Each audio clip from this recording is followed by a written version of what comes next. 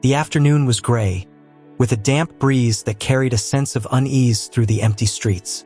Officer Larry Jenkins walked along the sidewalk, bored and restless.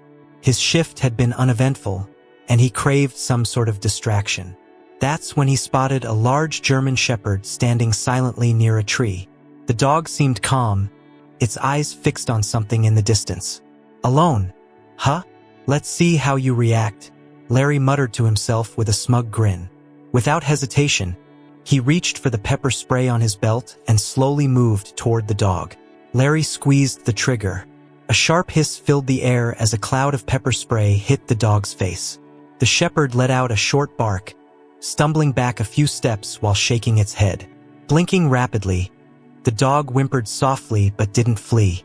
Larry laughed loudly, amused by the animal's discomfort. "Relax, buddy. It's just a little pepper spray. You'll survive," he chuckled, his voice dripping with mockery. But the dog remained still, its gaze locked on Larry with an unsettling calm, as if waiting for something or someone. The sound of wheels rolling on pavement broke the silence. Larry's laughter faded as he turned to see a man approaching in a motorized wheelchair. He wore dark glasses and had an air of quiet authority that immediately made Larry tense. The dog quickly walked over to the man, gently pressing its nose into his outstretched hand. "Alfredo, what happened to you?" the man asked softly, running his hand over the dog's muzzle. There was a mixture of concern and affection in his voice. Larry's throat went dry as he recognized the man. Richard Blake, a retired police captain, had been blinded in the line of duty several years earlier. He was a highly respected figure in the town, a man whose stories of heroism had become almost legendary. Alfredo, his loyal service dog and former K-9 partner, was well known for his bravery. Larry shifted uncomfortably. "You're Captain Blake," he stammered, suddenly aware of the gravity of his actions. Blake tilted his head slightly. "Who's there?" he asked, his voice calm but firm. Larry swallowed hard. "It's Officer Jenkins," he replied hesitantly, trying to sound nonchalant. Blake paused, his expression darkening. "So it was you," he said quietly, a note of restrained anger in his voice. "Alfredo isn't just a dog. He's my guide, my friend, and you attacked him without reason." A heavy silence fell over the street as a few bystanders stopped to watch the scene. Larry felt their eyes on him, the weight of their judgment pressing down like a stone. His mind raced, but he knew there was no excuse for what he had done. He stood frozen, realizing that this moment would haunt him for a long time to come. Larry stood motionless, his mind racing as he felt the tension thickening around him. Bystanders whispered among themselves, their eyes darting between him, Blake, and Alfredo. Every second that passed felt like an eternity. Blake sat silently for a moment, resting his hand on Alfredo's head. His calm exterior masked the storm brewing beneath the surface. "You think this is just some dog?" Blake finally spoke, his voice low but cutting. "This dog saved lives, mine included, and you treated him like a joke." Larry's stomach churned. He wiped the sweat from his forehead, trying to salvage the situation. "Look, Captain, I didn't know. I thought he was just a stray. I didn't mean any harm," he mumbled awkwardly. But Blake didn't buy it. He shook his head slowly. "You didn't mean any harm? You sprayed pepper into the eyes of a trained service dog without thinking twice. Do you even understand the damage that could cause?" His words hit Larry like a slap. Alfredo, sensing his owner's rising agitation, shifted closer, letting out a low, protective growl. A tense silence settled over the scene. One of the bystanders, a woman holding a phone, whispered loudly enough for everyone to hear, "Isn't that Officer Jenkins? He's always pulling stunts like this." Another person murmured in agreement. Larry's jaw clenched as the murmur of disapproval grew louder. His reputation in town wasn't spotless. People knew him as someone who pushed boundaries, often towing the line between authority and bullying. And now it was coming back to bite him. Blake tilted his head slightly, as if listening to the growing buzz of conversations around them. "Seems like people know who you are, Officer Jenkins," he said dryly. Tell me, is this how you protect and serve? By attacking those who can't fight back? Larry felt his face flush with embarrassment. He could feel his control slipping away, but pride kept him from fully admitting fault. I was just trying to, handle the situation, he muttered, his voice faltering. Blake's expression darkened. Handle the situation? He repeated coldly. Do you have any idea how long it took to train Alfredo? He's not just my guide, he's my partner. He's given everything to serve this community. And today you disrespected that. The weight of Blake's words hung heavily in the air. Larry shifted uncomfortably, his eyes darting to the bystanders who were now filming the confrontation. His badge suddenly felt heavier than ever before. Finally, Blake took a deep breath and straightened in his chair. You're going to be held accountable for this, Jenkins.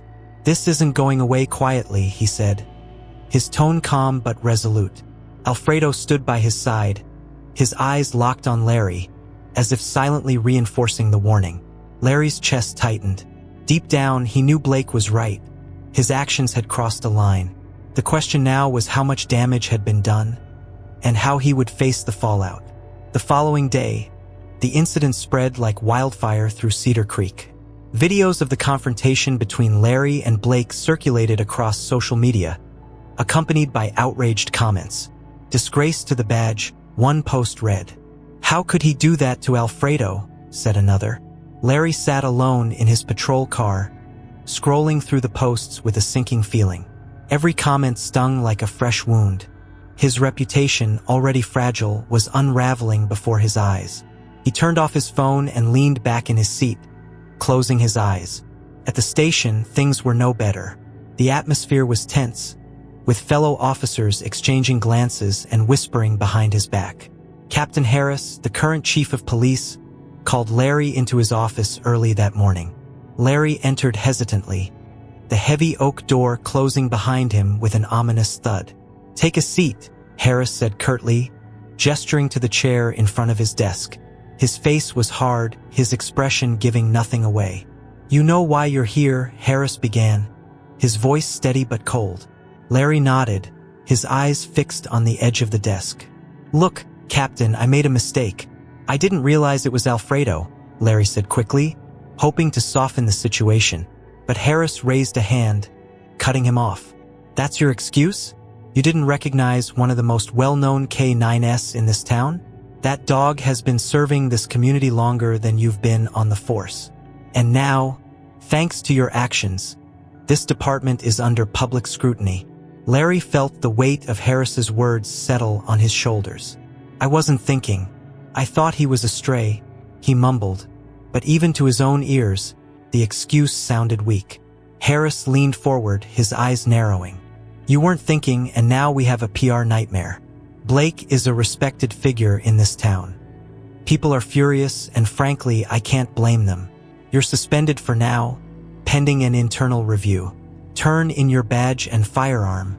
The words hit Larry like a punch to the gut. Suspended? Captain, come on. I didn't hurt anyone, he protested, but Harris's glare silenced him. You hurt trust, Jenkins. In this line of work, that's just as bad.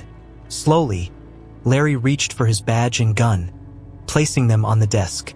His hands trembled slightly as the reality of the situation sank in. Without another word, Harris dismissed him. As Larry left the office, he felt the stares of his colleagues burning into his back. The weight of humiliation and regret was crushing. For the first time in years, he felt truly powerless. His thoughts drifted to Blake and Alfredo, the quiet dignity with which they had faced him. Deep down, he knew he owed them more than an apology. But how could he even begin to make things right? Larry wandered aimlessly through the streets of Cedar Creek, hoping for a moment of peace. Instead, he felt eyes on him wherever he went. The small-town gossip machine was working overtime, and every corner seemed to carry whispers of his disgrace. At a local diner, a group of patrons sitting by the window glanced at him, then quickly looked away, their murmurs growing louder as he passed. That's him, a voice said just loudly enough for him to hear. He clenched his jaw, resisting the urge to respond. The humiliation weighed on him like a boulder. He stopped at a bench near the town square and sat down, watching families and passersby go about their day. Once, he had been part of this community's fabric, a protector, even if he wasn't always liked. Now he was an outcast. His mind kept replaying the scene with Blake and Alfredo. The look of disappointment on Blake's face haunted him. It wasn't anger that stuck with him. It was the quiet contempt, the sense that he had failed in a way that couldn't easily be forgiven. Lost in thought, Larry didn't notice someone approaching until he heard a voice. "You've made a real mess for yourself." He looked up to see Rachel, a longtime friend and fellow officer. She crossed her arms and stared at him with a mixture of pity and frustration. Rachel had always been one of the few people who had stuck by him, even when his behavior had rubbed others the wrong way. But today, her patience seemed thin. "I know, Rachel," he muttered. "I screwed up." She sighed and sat down beside him. "You didn't just screw up. You humiliated the department. People here trust Blake. They trust Alfredo. And you made a fool of yourself and hurt that trust. You can't just brush this off, Larry." Her words were blunt, but he knew they were true. He leaned forward, resting his elbows on his knees. "What do you want me to say? I've been suspended. Everyone hates me. What else can I do?" Rachel hesitated for a moment, then softened her tone. "Look, if you want any chance of fixing this, you need to take responsibility. Apologize, not just to Blake, but to the entire community. People need to see that you understand how much damage you caused." Larry stared at the ground, her words swirling in his mind. Could an apology really be enough? Deep down, he feared that it wasn't. But one thing was clear. He couldn't keep hiding from the consequences of his actions. As Rachel stood to leave, she looked him in the eye. "This town has a long memory, Larry. If you want redemption, you'll have to earn it. No shortcuts." With that, she walked away, leaving him alone to grapple with the weight of his choices. The following morning, Larry stood outside Blake's house, his nerves fraying with every passing second. It was a modest, single-story home surrounded by a small, well-kept yard. Alfredo sat calmly by the front steps, his eyes meeting Larry's with a steady, unreadable gaze. Larry swallowed hard. Just being here felt like stepping into enemy territory. For the first time in years, he felt completely exposed, stripped of his badge, his authority, and the confidence that had once defined him. He hesitated before knocking on the door, his mind racing with doubts. What could he possibly say to undo the damage? "I'm sorry" felt insufficient, almost insulting after what he had done. Before he could overthink further, the door opened. Blake stood in the doorway, wearing a casual sweater and jeans. Though his eyes were hidden behind his dark glasses, there was no mistaking the tension in his posture. "Officer Jenkins," Blake greeted flatly, emphasizing the title with a hint of irony. "Mr. Blake, Larry's voice cracked, and he cleared his throat, trying again. "I came to apologize for what I did to Alfredo. It was wrong. I wasn't thinking, and I crossed a line." The words tumbled out awkwardly, lacking the sincerity he had hoped to convey. Blake stood silently for a moment, his expression unreadable. "You weren't thinking. That much is clear," Blake finally said, his tone calm but cutting. "But do you even understand why what you did was so serious? Alfredo isn't just a dog. He's my eyes. He's the reason I can still live independently. And you thought it was funny to hurt him?" Each word struck like a blow, making Larry flinch. He had expected anger, but Blake's quiet disappointment was far worse. "I know I can't undo it," Larry admitted quietly, "but I'm here to take responsibility. I'll do whatever it takes to make things right. I don't expect forgiveness, but I need you to know that I'm not proud of what I did." Alfredo, sensing the tension, let out a soft whine and nudged Blake's hand. The gesture seemed to ground him. Blake sighed deeply and shook his head. "You can't just say you're sorry and expect everything to go back to normal. Actions have consequences, Jenkins. But maybe there's a way to start rebuilding trust." Larry's eyes widened slightly. "How?" he asked cautiously. Blake took a step forward, placing a hand on Alfredo's back. "You'll come with me to the next town hall meeting.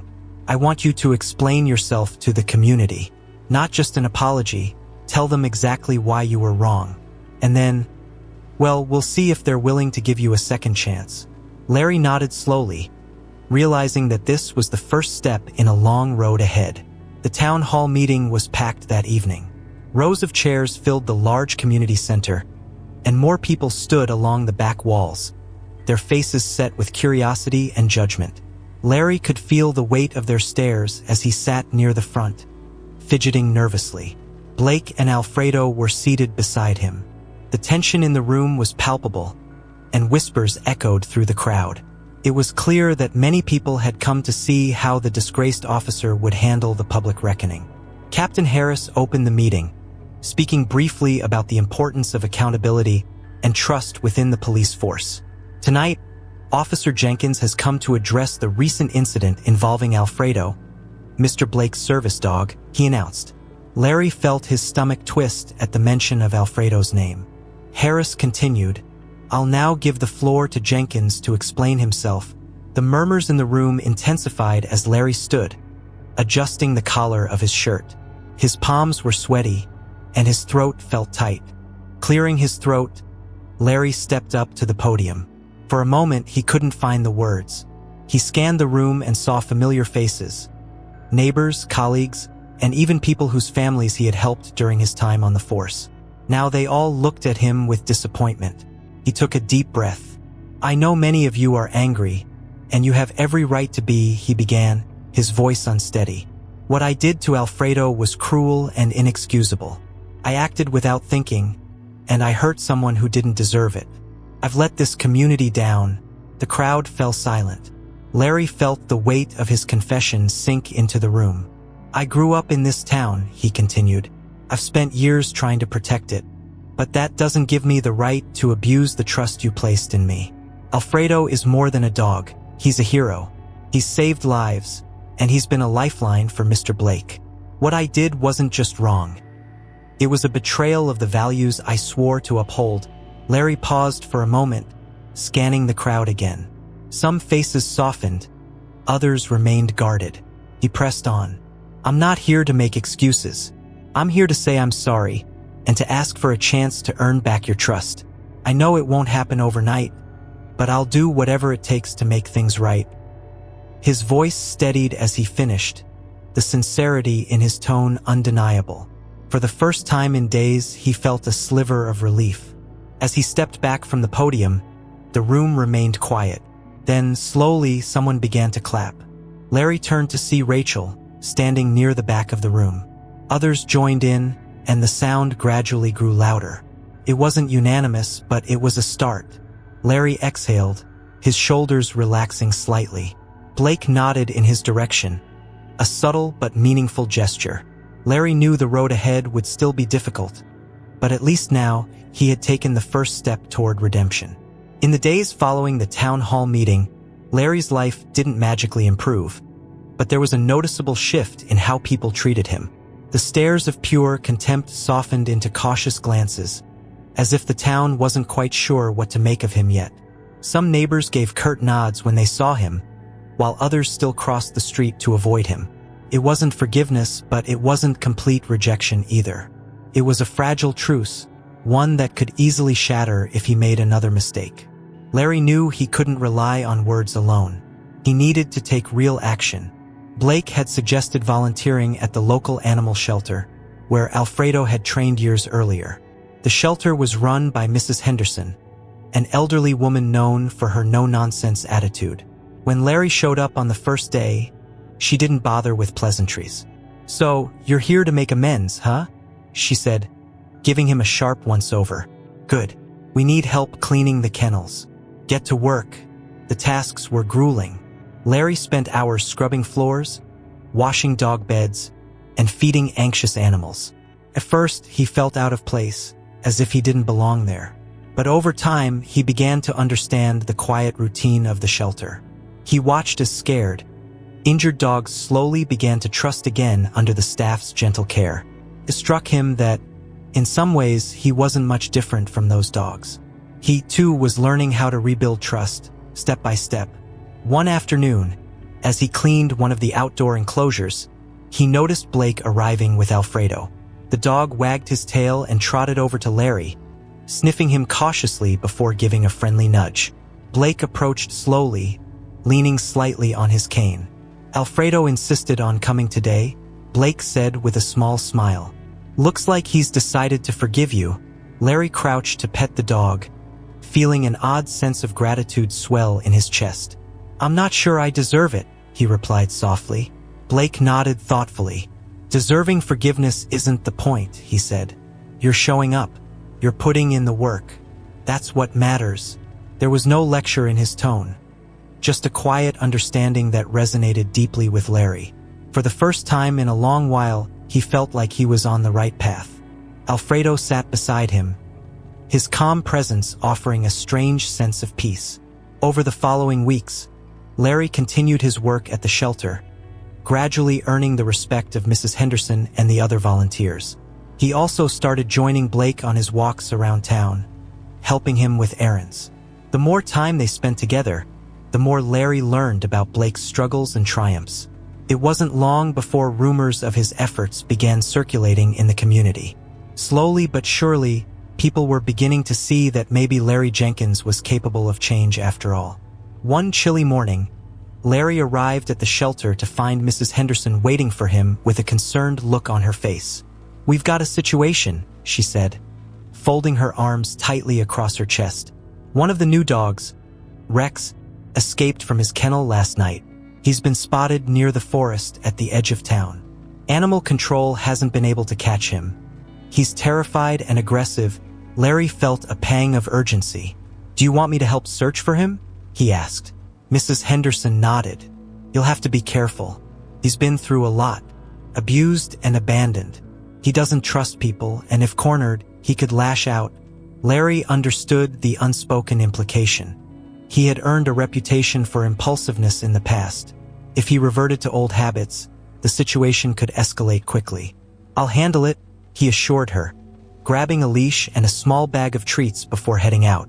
By midday, Larry had reached the wooded area on the outskirts of town. The ground was damp from the morning frost, and the trees loomed silently around him. He moved cautiously, scanning the dense undergrowth for any sign of Rex. As he stepped over a fallen branch, he heard a faint rustling ahead. Slowly, he advanced and spotted the dog crouched near a cluster of trees. Rex's ears were pinned back, his body tense and ready to flee. "Hey there, buddy," Larry called softly, keeping his movements slow and non-threatening. Rex growled low in his throat, his eyes wide with fear. Larry crouched down, maintaining distance, and held out a treat. "It's okay. I'm not here to hurt you." For a long moment, neither of them moved. Larry could feel the tension in the air like a wire ready to snap. He knew that any sudden move could send Rex bolting deeper into the forest, or worse, provoke an attack. He took a deep breath, remembering what he had seen from the shelter staff when working with traumatized dogs. Patience, calm. Trust wasn't something you demanded, it was something you earned. "You're safe now," Larry continued, his voice steady. "You don't have to run anymore." Slowly, Rex's growl faded, and his posture relaxed just a little. After what felt like an eternity, the dog took a hesitant step forward and sniffed the treat in Larry's hand. Rex finally accepted the treat, and Larry carefully attached the leash to his collar. "There you go. We'll get you back where it's warm," he whispered. As they made their way out of the forest, Larry felt a sense of accomplishment unlike any he had experienced before. It wasn't just about catching a runaway dog. It was about proving to himself and others that he could be trusted again. Rex's cautious acceptance was a small victory, but in Larry's journey of redemption, it meant everything. News of Larry's successful rescue of Rex spread quickly around Cedar Creek. For the first time in weeks, the whispers and stares directed at him carried a different tone. People were surprised, impressed, even.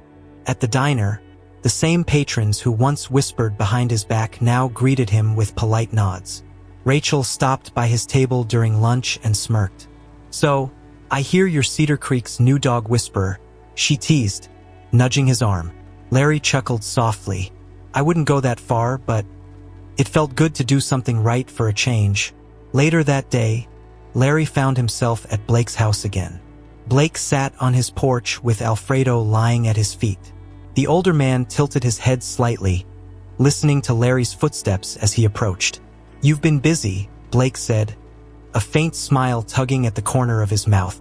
"Word is, you saved a dog that everyone else had given up on." Larry hesitated for a moment before answering. "I just did what I had to do. After everything I've put this town through, it felt like the least I could do." Blake nodded thoughtfully. "It's more than that," he replied. "You didn't give up on Rex. That takes patience. Something you didn't always have before." Alfredo let out a small huff, as if in agreement. Larry chuckled softly and knelt beside the dog, scratching behind his ears. "Yeah, I've learned a few things recently," Larry admitted. "I guess working at the shelter gave me a different perspective. Those dogs, they're just trying to survive like the rest of us. I understand that now." The two men sat in a comfortable silence for a moment, the cool evening air settling around them. Finally, Blake spoke again, his tone serious but kind. "You've come a long way, Jenkins. But redemption isn't about one good deed. It's a process. You'll still have to prove yourself. Not just to this town, but to yourself." Larry nodded slowly, letting the words sink in. He knew Blake was right. The journey wasn't over, but he felt more prepared to face whatever came next. As Larry stood to leave, Blake reached out and placed a hand on his arm. "The town council has been talking about lifting your suspension," Blake said. Larry froze, unsure how to react. "They want to see more of what you've shown recently. If you keep this up, you might just earn that badge back." A surge of hope washed over Larry, though he tried to keep his emotions in check. "I appreciate that. I'm ready to put in the work," he said sincerely. On his way back home, Larry reflected on how much had changed. He had come dangerously close to losing everything: his job, his reputation, and the respect of the people around him. But through hard work and humility, he was beginning to rebuild. For the first time in years, he felt a renewed sense of purpose. As the town lights flickered on in the growing dusk, Larry knew that he was finally on the right path. The day of Larry's reinstatement hearing had finally arrived. The council chamber was filled with familiar faces: town officials, residents, and even a few of his fellow officers. Larry stood at the front of the room, nerves tightening in his chest. He had prepared for this moment, but the weight of the expectations in the room was undeniable. Captain Harris sat near the center of the panel, his expression neutral but attentive. Blake and Alfredo were seated near the back, offering a quiet presence of support. Rachel had warned him earlier, "Be honest.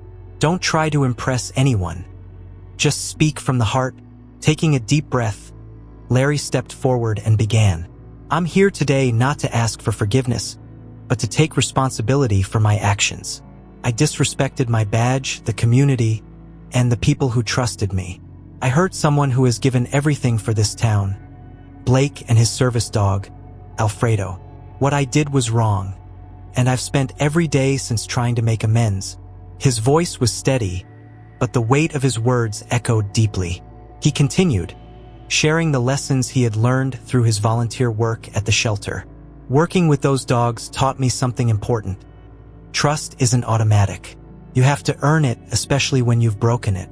I know I still have a lot of work to do, and I'm willing to do whatever it takes to continue rebuilding trust with this community." As he spoke, he noticed small nods among the crowd. He could feel a shift in the atmosphere. People were listening, truly listening. When he finished, Captain Harris leaned forward, clearing his throat. "Thank you, Jenkins. We've all seen the effort you've made recently, and it hasn't gone unnoticed. Actions speak louder than words, and your actions over the past few weeks have shown growth. That said, regaining trust isn't something that happens overnight. We're reinstating you, but on probationary terms." Larry exhaled slowly, nodding in understanding. He hadn't expected an easy return, and he was ready to prove himself every step of the way. As the meeting concluded, Blake approached Larry. "You earned this," he said simply. Alfredo wagged his tail, nudging Larry's leg in approval. "But remember, This is just the beginning. Keep showing up. Keep doing the work." Larry smiled, gratitude welling up inside him. "I will. Thank you for everything," he replied sincerely. Blake gave a small nod and walked away, Alfredo at his side, leaving Larry standing among a crowd of people who now saw him in a new light. Later that evening, Larry returned to the shelter to check on Rex. The once fearful dog now greeted him with a cautious but wagging tail. Kneeling beside the dog, Larry stroked his fur gently. "We've both come a long way, huh?" he whispered. In that quiet moment, he realized that redemption wasn't about a single act. It was about showing up, being better, and doing right by others every day. And with that knowledge, he finally felt at peace.